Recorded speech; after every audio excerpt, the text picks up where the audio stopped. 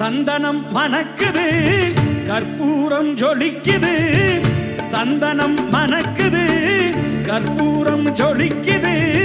கந்தகிரி கோயில் வந்தால் நன்மையெல்லாம் நடக்குது. கந்தகிரி கோயில் வந்தால் நன்மையெல்லாம் நடக்குது. சந்தனம் மணக்குது, கற்பூரம் ஜொலிக்குது.